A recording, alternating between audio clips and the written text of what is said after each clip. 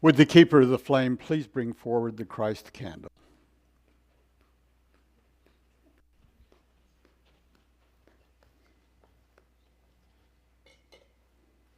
Namaste.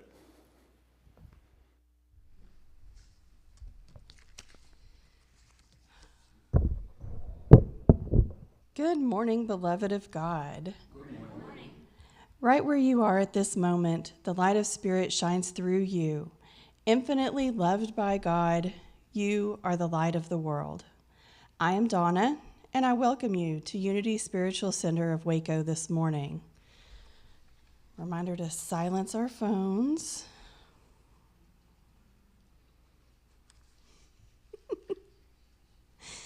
All right, please stand as you're able and join us in our congregational singing.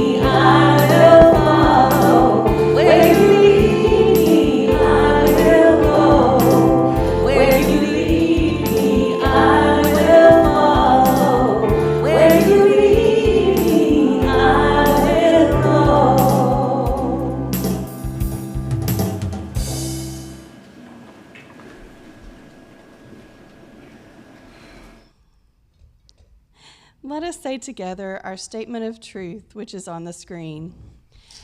There is only one presence and one power in the universe and in my life, God, the good, omnipotent.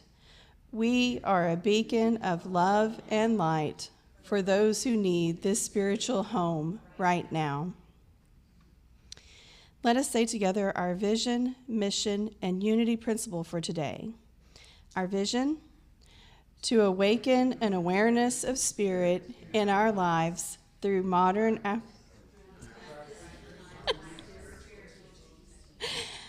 Sorry, I haven't gotten used to that one yet. Our mission: raise consciousness, transform lives, heal the planet, one person at a time, beginning with me. And our unity principle for today: Human beings are innately good because they are connected to an expression of spirit. All right. Miss Penny would like to do the daily word.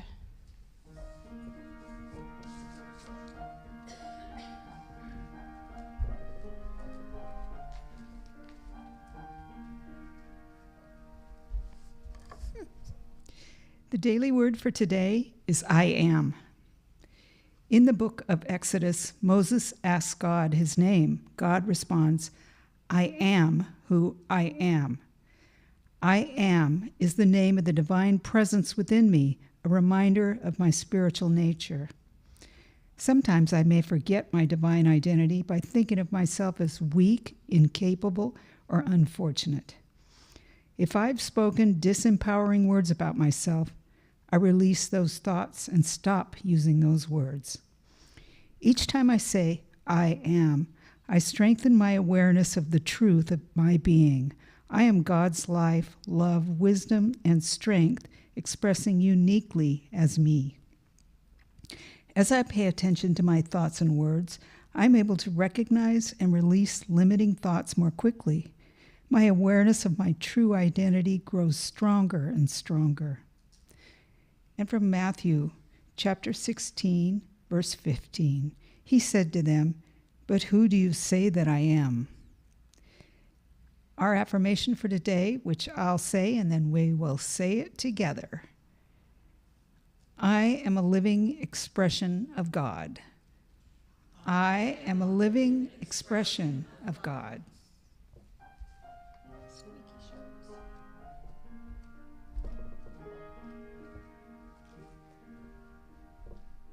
This is a time in our service when we have an opportunity to come together, to greet one another, do a fist bump, shake, just say hi, or give a hug.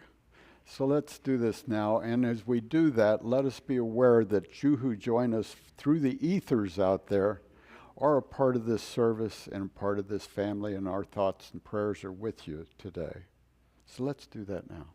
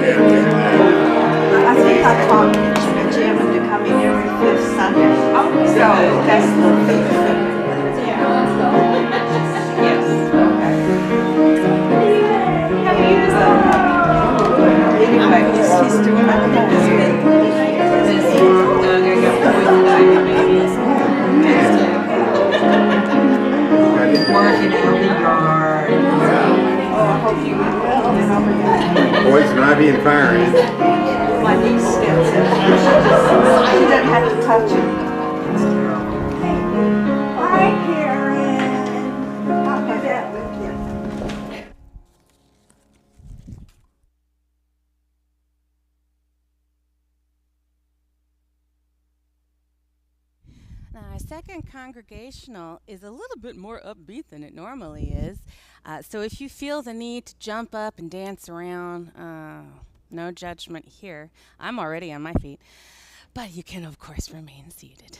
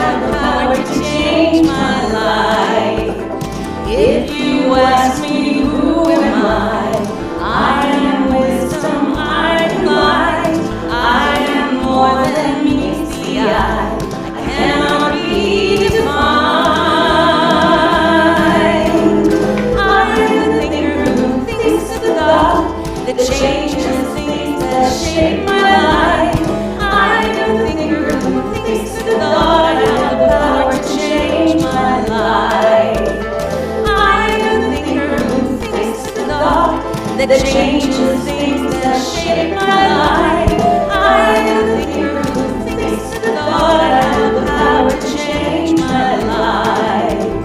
If you ask me what am I am beauty, I am joy, I am more than meets the eye. I cannot be defined. I am the thinker who thinks the thought that changes things, that shape my life. I am the thinker who thinks the thought. I have the power to change my life.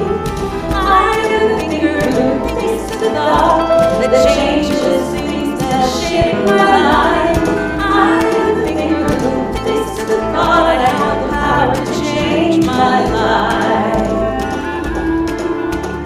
I love it. Thank you, Sue.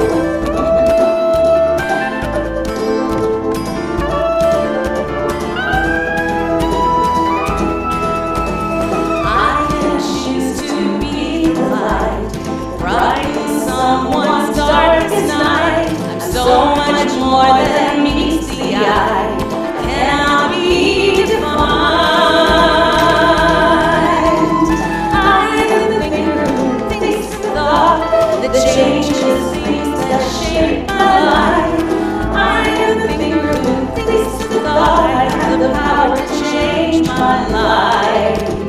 I am the thinker who thinks the thought that changes things, that shape my life.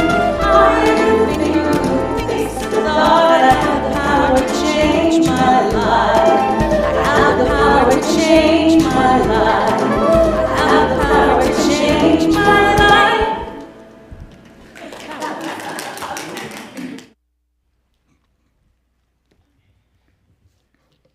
Good morning, everyone. I'm Reverend Don, and it's a pleasure to welcome each of you to Unity Spiritual Center today. Together we affirm and celebrate our unity, our oneness with each other, our oneness with all that is, and our oneness in God. Your presence is essential, for each of you is a unique aspect of the energy that expresses as Unity Spiritual Center today, right here and right now, and we know that none of us is here by accident or coincidence. Unity is a new thought denomination, yet new thought is nothing new to the world. It is in reality a synthesis of the greatest spiritual concepts from the minds and spirits of humankind across the ages.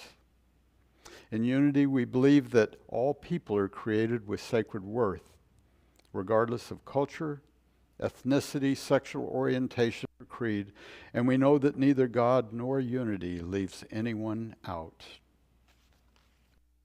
So as we open the service today, as always, we do so with prayer. So we just sit back, close our eyes, open our minds, open our hearts to the presence of God,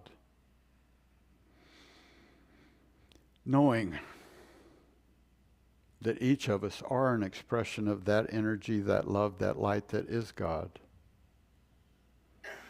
As we look out into the world, we see that presence. We see God's Spirit in all things.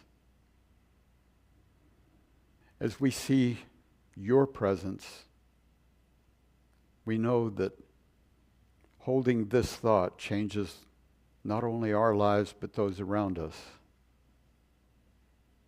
God's presence is in all things. That loving Spirit behind the very fabric of this universe. And for this we are grateful. So as we move forward, we hold your presence within our heart to make a difference in our lives and those around us. Through your presence, we see the beauty in this world.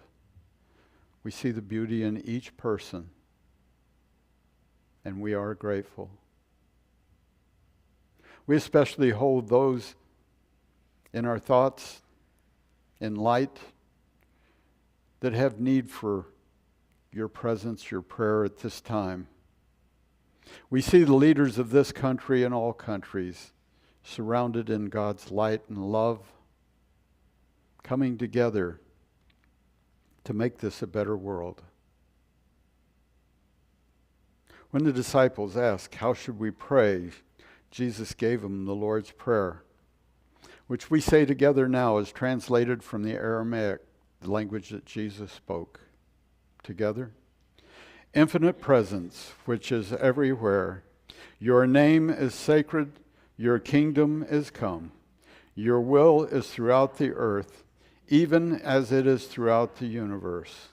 You give us our needful bread from day to day, and you forgive our offenses, even as we forgive our offenders, and you let us not enter into materialism, but you separate us from error. Because yours are the kingdom, the power, and the song, and the praise, from all ages, throughout all ages, sealed in faith, trust, and truth. Amen. Love of God, spiritual beings having a human experience. You are God's beloved, and we embrace you today.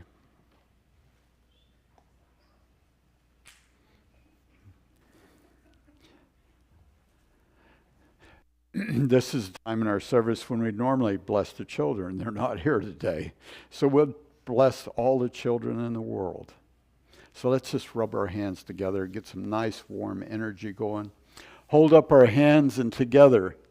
Children, we love you, we bless you, and we behold the Christ you are.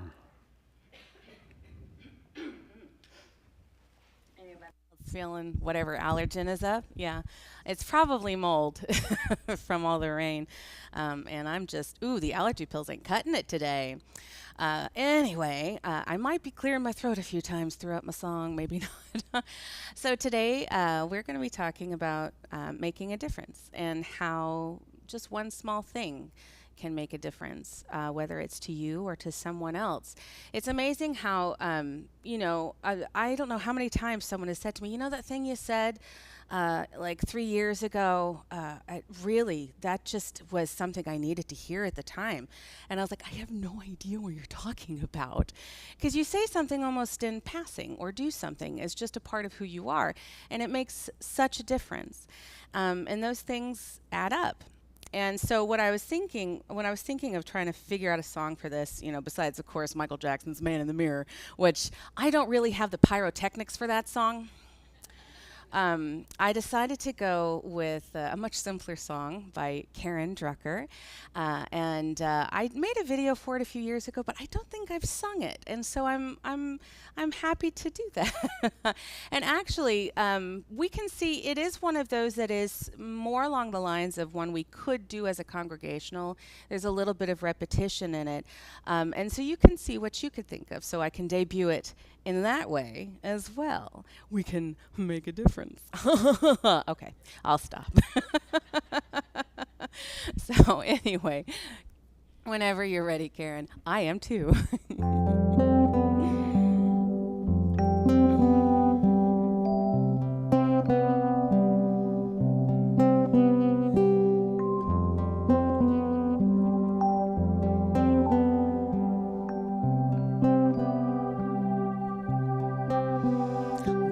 Change the world one heart at a time. We can change the world one heart at a time. I see you, I know you, you're a part of me. We can change the world one heart at a time.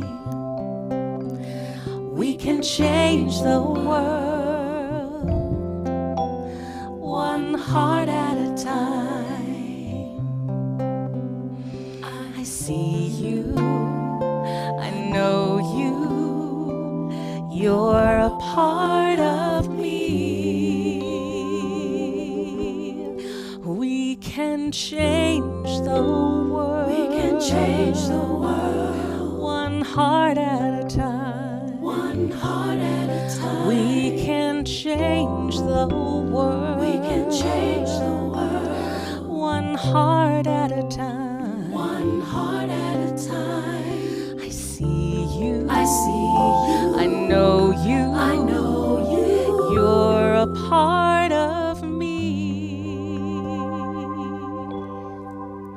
My heart is open to love.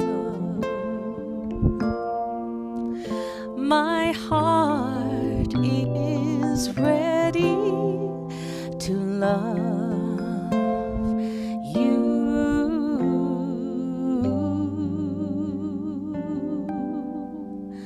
You can change the world. You can change the one heart at a time. one heart. You can change the You world. can change the One heart at a time. one heart. I see you. I see you. I know you. I know you. You're a part of me. I can change the world. I can change the one heart at a time. one heart. I can change the I can world. change the One heart at a time. one heart. I see you. I see you. I know you. I know you. You're a part of me. My heart is open to love. My heart is ready to love you.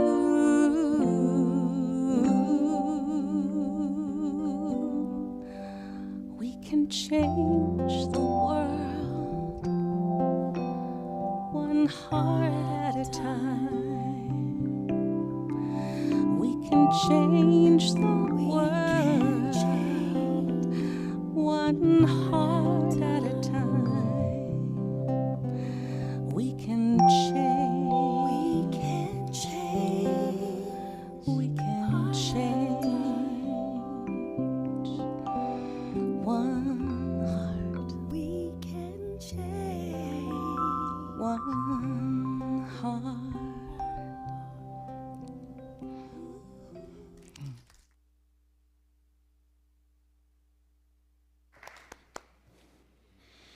Thank you, Lucinda. You did an outstanding job on a beautiful song.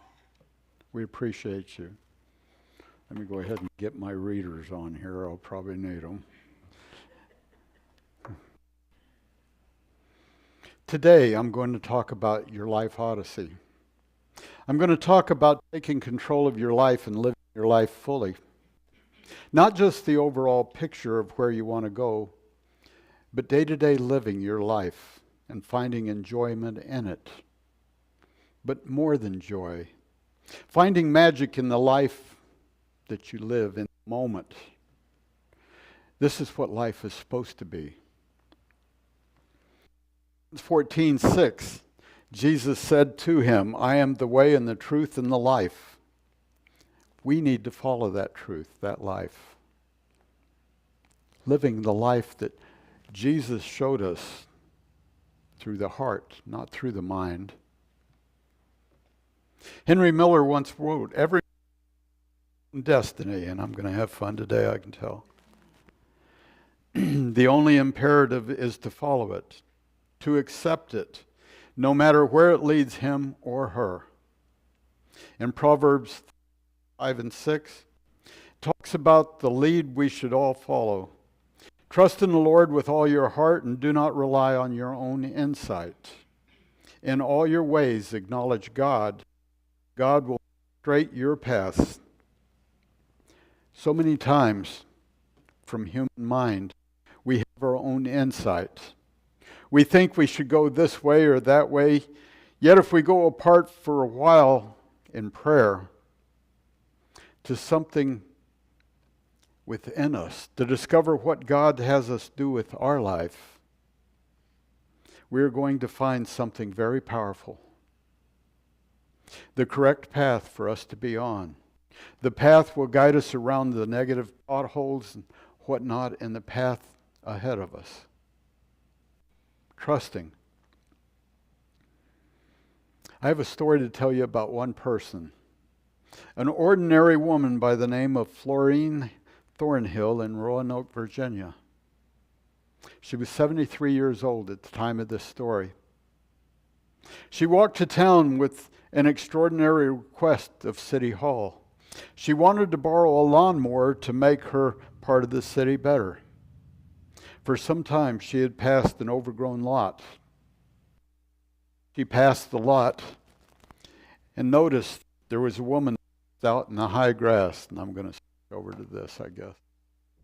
Hate doing this. How's that? Not yet. There I am. All right, she walked past this overgrown lot. And as she did, she noticed there was a woman passed out laying in that high grass and those weeds. But she walked on. When she was having breakfast that morning, she said to herself, "Wait a minute. How could I just walk on? There was a woman there who was unconscious in that high grass.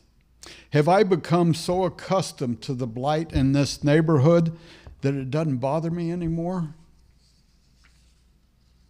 She asked herself this question: what would Jesus do in this circumstance?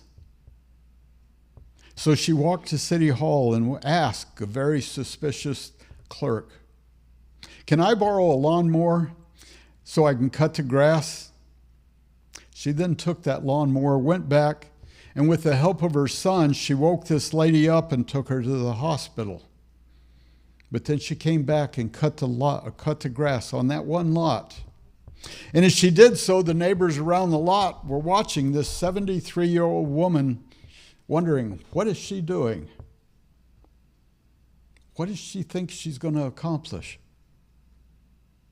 They asked her, they said, "You're just one person. You can't make a difference.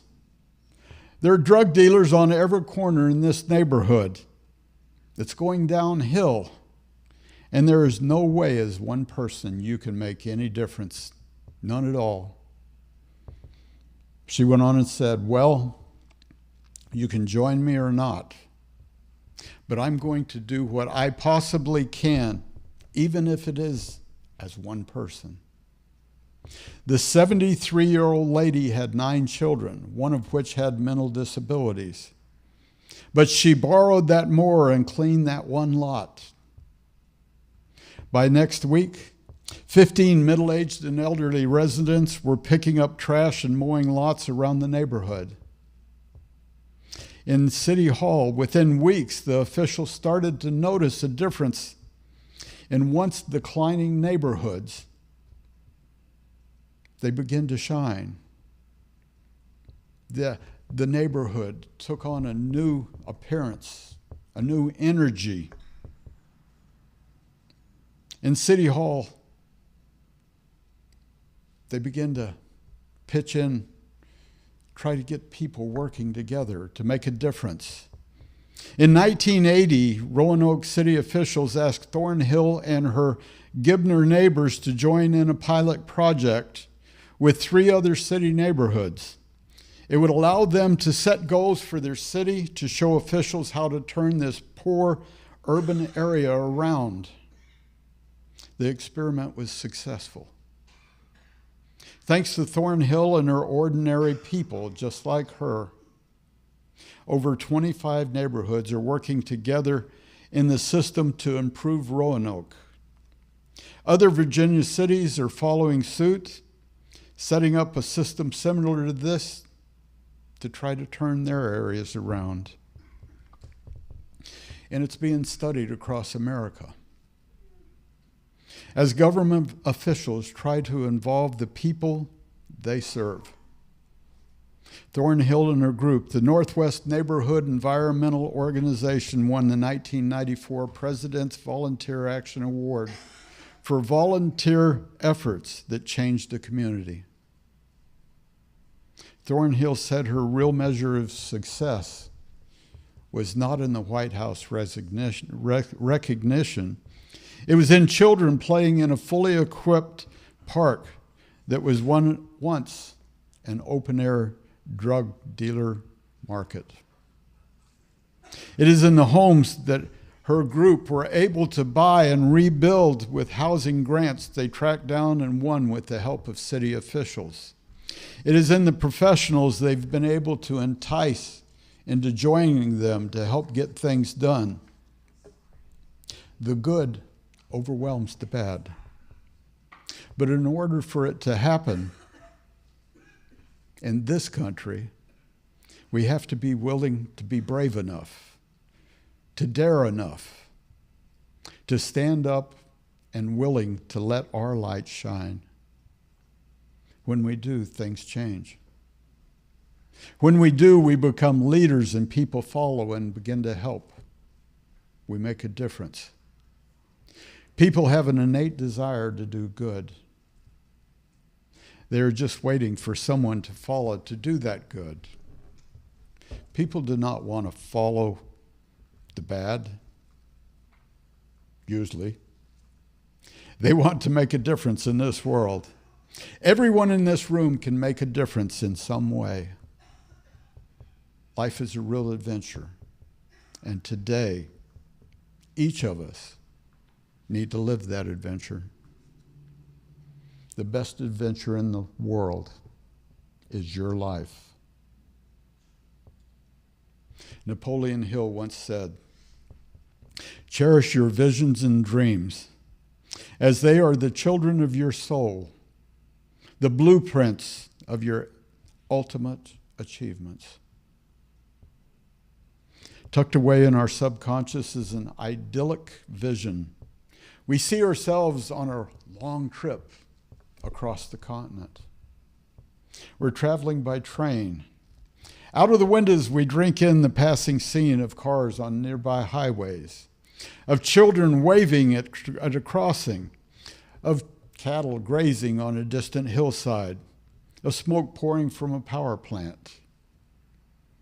And row upon row of wheat or corn, flatlands, valleys, of mountains and rolling hillsides, of city skylines and villages. But uppermost in our mind is the final destination. On a certain day, at a certain hour, we're going to pull into the station. Bands will be playing and flags waving. Once we get there, so many wonderful dreams will come true, and the pieces of our lives will fit together like a completed jigsaw puzzle. I'm in the middle of one at home right now, actually, and it's not falling together very fast, I can tell you. But how restlessly we pace the aisles, waiting for the station, knowing things are going to get so great when we get there. But when we reach that station, that will be it. When I'm 18, there it will be. When I buy a new Mercedes-Benz, there it will be. When I put my last kid through college, there it will be. When I have paid off the mortgage, when I get a promotion, when I reach the age of retirement, then I will live happily ever after. Sooner or later, we realize there is no station. No one place to arrive at once and for all. The true joy of your life is in the trip. The station is only a dream. It constantly moves every time we get close. Relish the moment. That's a good motto. Especially when coupled with Psalms 118:24. This is the day that the Lord has made. Let us rejoice and be glad in it. It isn't the burdens of today that drive humans mad. It's the regrets over yesterday and the fear of tomorrow. Regret and fear are twin thieves that rob us of today. So stop pacing the aisles. Stop counting the miles. Instead, climb more mountains.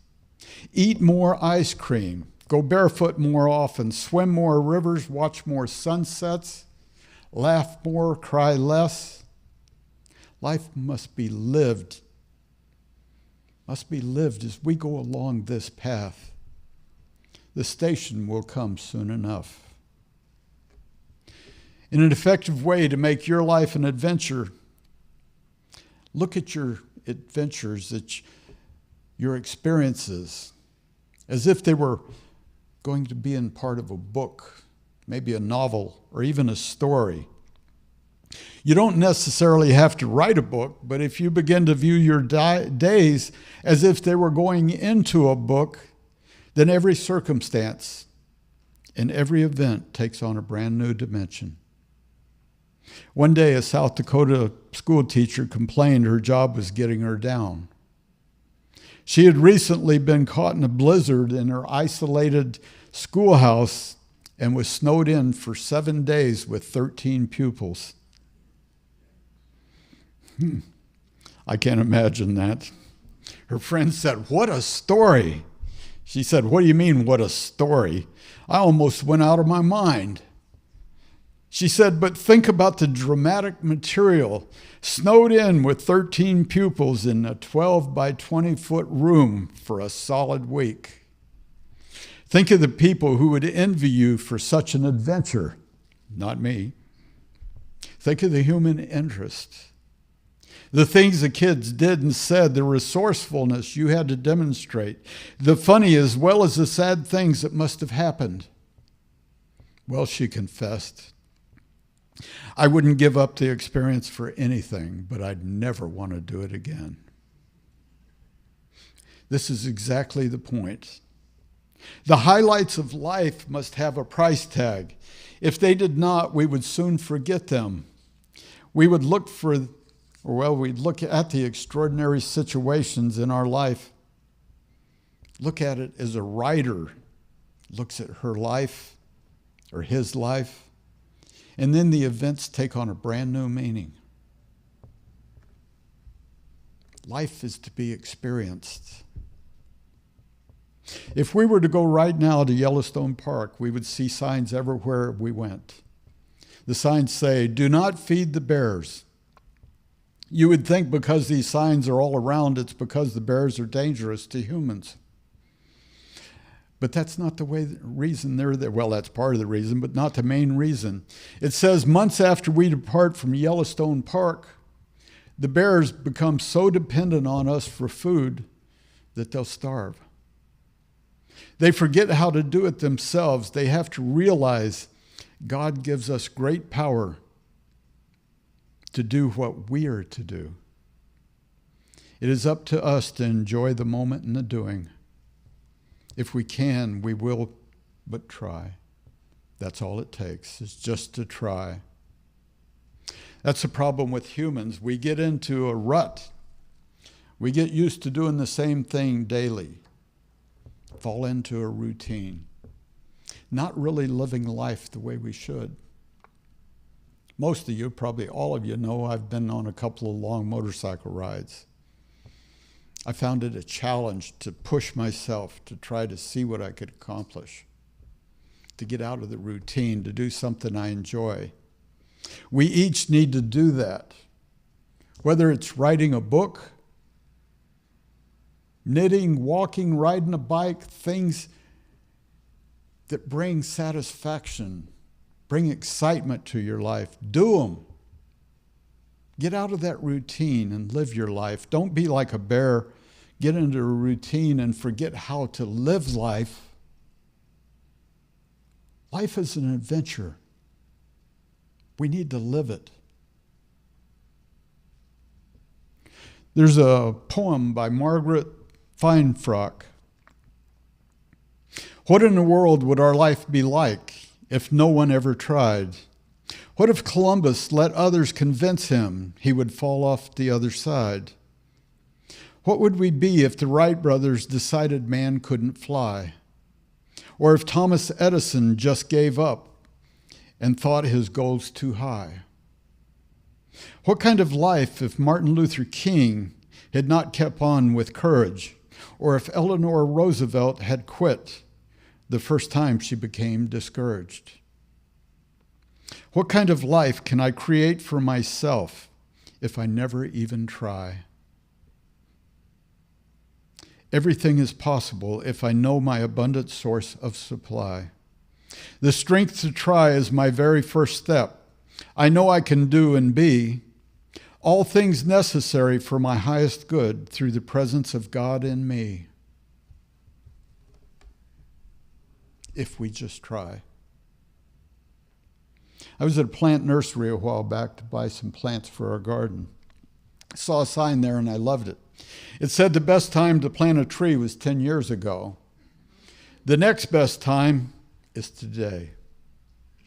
10 years of constant devotion to spiritual disciplines would be ideal. If you haven't done that over the past decade, then the next best ideal time would be today. What a difference your journey would be for the next 10 years. I remember in 1981, the whole country was saddened when President Reagan was shot. Thank God he was okay. When the president went through the attempted assassination, our government didn't stop. It continued on as if nothing had happened. However, the very same year, the garbage men in Philadelphia went on strike for 3 weeks and brought the city to its knees. Although most would say the presidency is far more important than domestic sanitation, it was the trash men who proved to be indispensable. Likewise, right where you are, no matter if you're the garbage man or the president of a large corporation, if you allow God to come through you, you're going to be a light to your world. Each of us have that ability. Each of us are an expression of God, a light. Sometimes you may make big strides, make a difference. But for most of us, it's the little things we do. Many times you might make a difference in someone's life and never even know you did it, just by something small you did. There was a lady in India that was given a conference. She was up on the stage giving her talk. In the middle of the talk, they had a power outage. Lights went out. Whoops, getting too excited there. Lights went out, standing in the dark, looking around, thinking, now what'll I do? I can't read, can't see anybody. But back in the back of the audience, there was a young man, reached in his pocket, took out his smartphone, turned on the light and held it up. People looked around at him, and people started taking out their phones, turning them on, holding them up. Pretty soon, throughout the audience, there was phones held up, lights on. The lady stood on the stage and said it was like the power never went off. Had plenty of light. She says, I was able to continue that conference. Took one young man to turn on a light. Each of us could do that. Each of us can make a difference. Just live through love, through your heart. You are an expression of God, and nothing can change that. Never be content with being ordinary. Do something to make your life alive, vibrant, lovable. eat the ice cream. So let's take that now into a time of meditation. Right where you are at this moment, take a deep breath, just breathing in slowly the light, the love that you are, the light of God. What a wonderful day this is. Just to realize the miracle of life. Just breathing in that energy, that light, that realization that you are a light. And as we do that, let's just allow our cares, our worries to fall away for just the next few moments. And allow that love, that light to grow, to expand within our hearts, within every cell of our body.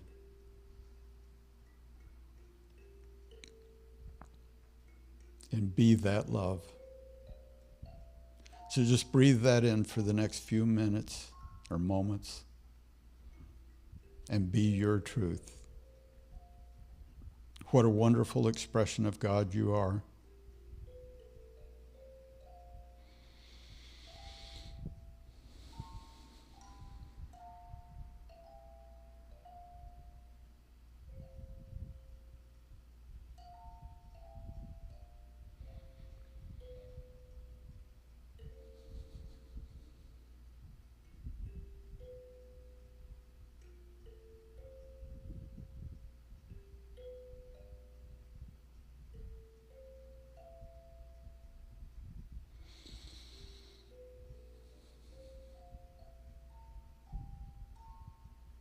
Now, as we come back to this time, to this place, as we look around, let's do that through our hearts, through that connection of truth that we are. And then let us say, thank you, God. Thank you, Spirit. And so it is.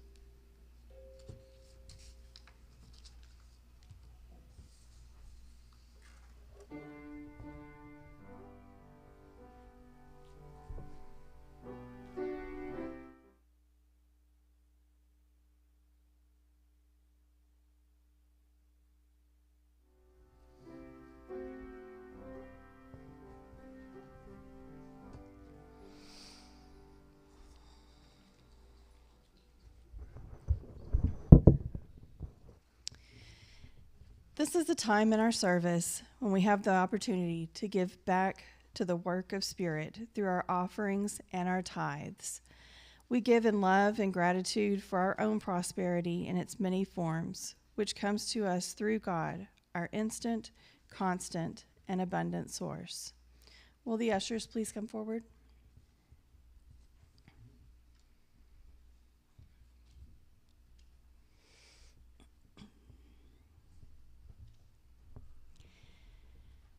I invite you to hold your offerings in your hand as we say our offertory blessing together.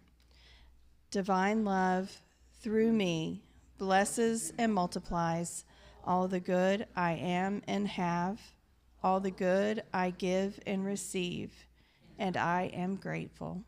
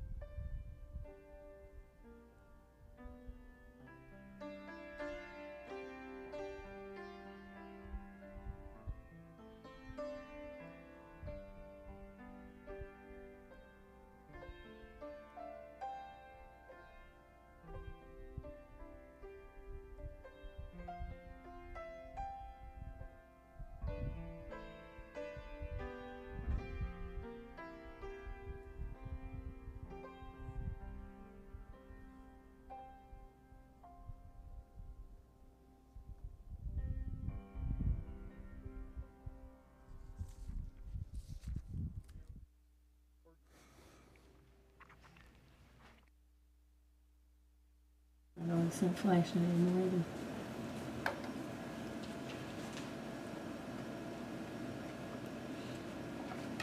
Please join me as we bless this offering.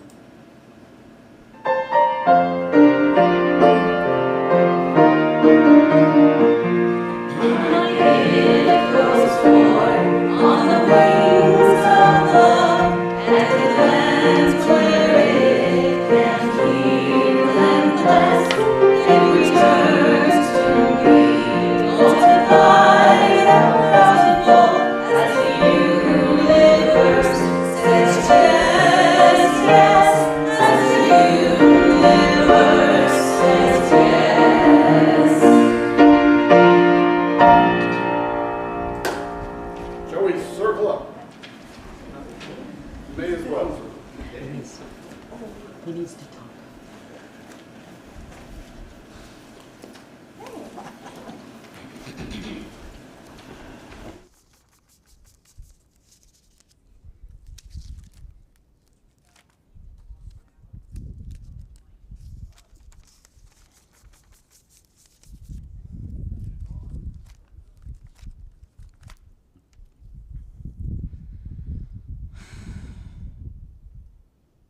One, two, three, four, it's there.